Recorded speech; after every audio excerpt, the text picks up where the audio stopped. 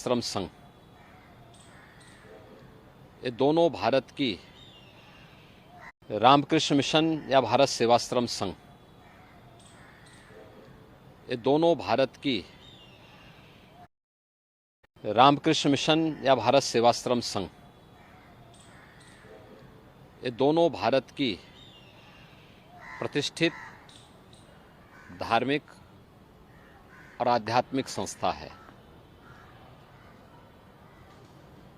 इनके द्वारा जो कार्य किया गया है, रामकृष्ण मिशन स्वामी विवेकानंद के आदर्शों पर चल कर के पूरे देश और पूरी दुनिया के अंदर सनातन धर्म के मूल्यों और आदर्शों को, भारत के आध्यात्मिक मूल्यों को देश और दुनिया तक पहुंचाने में बहुत ही सराहनीय कार्य किया। सांस्कृतिक और आध्यात्मिक मूल्यों की स्थापना के साथ साथ सेवा के क्षेत्र में भी रामकृष्ण मिशन का बहुत सराहनीय योगदान है। ऐसे ही भारत सेवाश्रम संघ या भारत का सनातन हिंदू धर्म का एक प्रखर आध्यात्मिक और सांस्कृतिक संस्था है। स्वामी प्रणवानंद जी के मूल्यों और आदर्शों को लेकर के भारत सेवाश्रम संघ में देश और दुनिया में भारत की सनातन धर्म के मूल्यों और आदर्शों के लिए बहुत ही सराहनीय कार्य किया। सेवा के विभिन्न प्रकार के प्रकल्पों को भी दुनिया के अंदर ये संस्था लेके चलती है।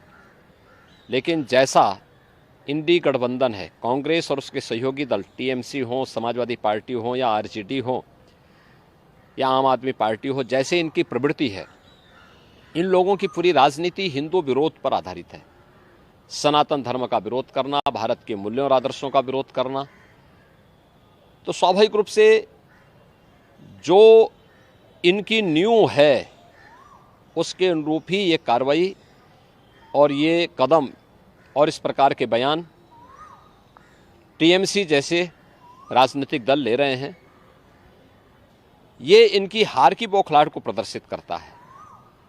और मुझे लगता है जिस स्वामी विवेकानंद जी ने कभी कहा था, गर्व से कहो हम हिंदू हैं, जिस रामकृष्ण मिशन ने आध्यात्मिक और सांस्कृतिक जागरण के बृहद अभियान के साथ ही देश के अंदर बहुत अच्छे सेवा के प्रकल्पों को आगे बढ़ाया, या भारत सेवाश्रम संघ ने अपने आध्यात्मिक और सांस्कृतिक अभियान के साथ ही सेवा के जिन प्रकल्पों को आगे बढ़ाया है, करोड़ों भारतीय उनसे जुड़े हुए हैं।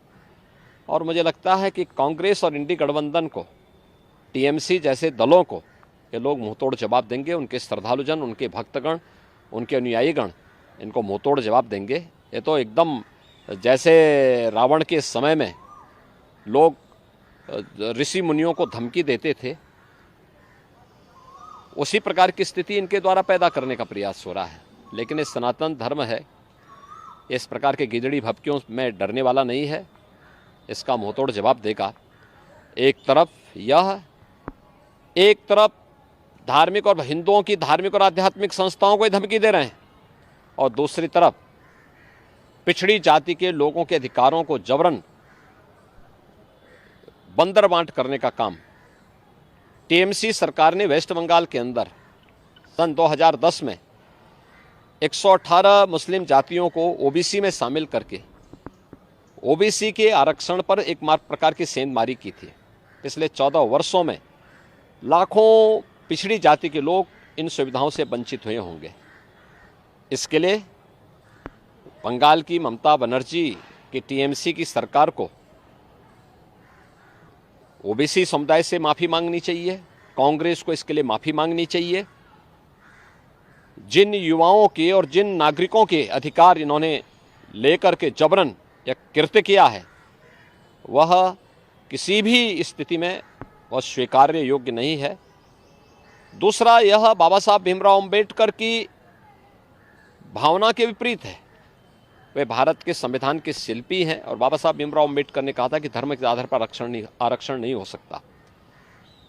ये धर्म के आधार पर आरक्षण देकर के पुनः भारत के विभाजन की आधारशिला तय करने की एक षड्यंत्र का हिस्सा है।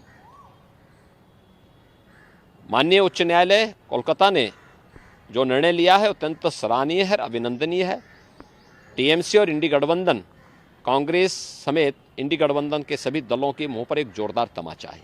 महाराज जी, क्या लगता है कि पश्चिम बंगाल की सरकार सनातन आस्था के प्रति संवेदनशील नहीं है, जानबूझ